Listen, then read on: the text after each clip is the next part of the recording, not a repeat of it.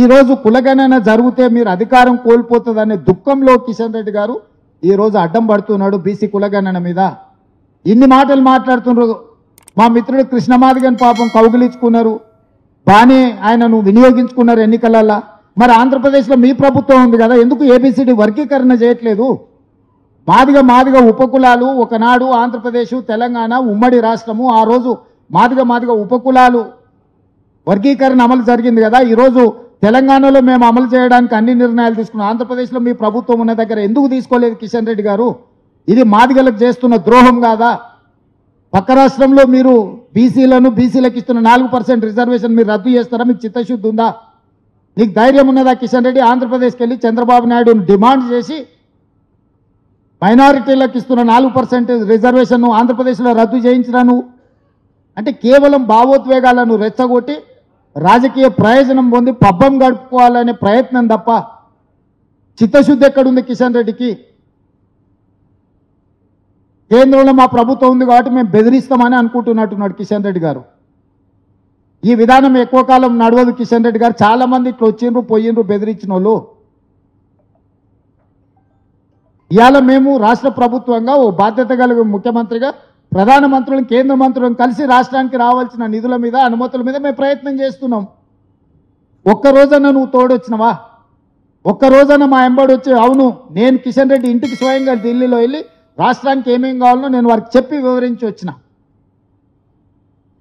చాలా సందర్భాల్లో ఎదురుపడ్డప్పుడు నేను వారికి విజ్ఞప్తి చేసిన.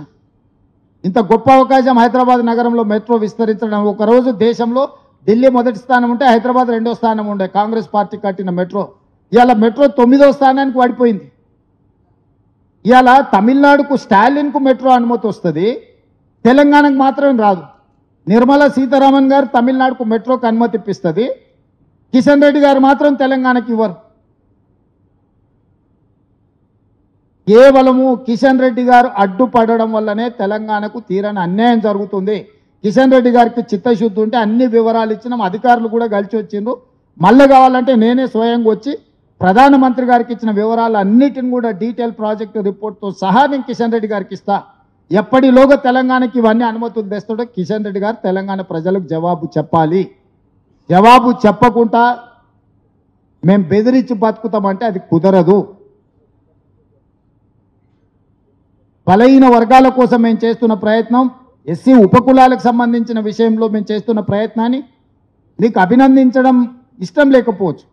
ఒక్కరోజన్నా కిషన్ రెడ్డి గారు, కేసీఆర్, హరీష్, కేటీఆర్ కులగణనలో పాల్గొనలేదు. కిషన్ రెడ్డి గారు డిమాండ్ చేసిండా అండి?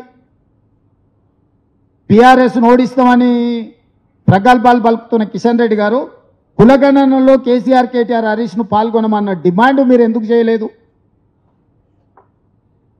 వాళ్ళు మొదటి రోజు చెప్తారు, రెండో రోజు నువ్వు చెప్తావు. మీ ఇద్దరు పిఆర్ఓలు ఒక్కరే కదా.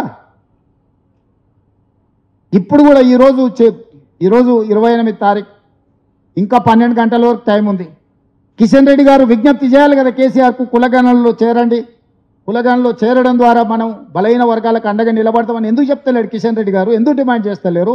బండి సంజయ్ గారు ఎందుకు డిమాండ్ చేస్తలేరు?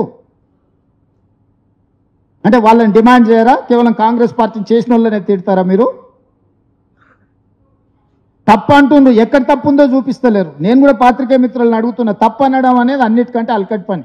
ఎక్కడ తప్పు ఉందో చూపించమని అడుగుతున్నా. వాళ్ళ చేతిలో ప్రభుత్వం ఉంది కదా, కేంద్ర ప్రభుత్వం ఉంది, వ్యవస్థ ఉంది, అధికారులు ఉన్నారు. లేదు ఏదైనా విషయం ఉంటే మేమే ఓపెన్గా సెక్రటేరియట్లో కూర్చోబెట్టి అన్ని వివరాలు మీకు చూపిస్తాం. రండి కిషన్ రెడ్డి గారు, బండి సంజయ్ గారు. చిత్తశుద్ధితో చేసిన ప్రయత్నాన్ని 100 సంవత్సరాలలో జరగని ఒక గొప్ప విధానాన్ని కాంగ్రెస్ పార్టీ తీసుకొస్తే ఏదో రకంగా బీసీలకు అన్యాయం చేయాలన్న ఆలోచనతోని ఈరోజు కిషన్ రెడ్డి గారు చేస్తున్న ఎటకారపు పనులు కుదరవు.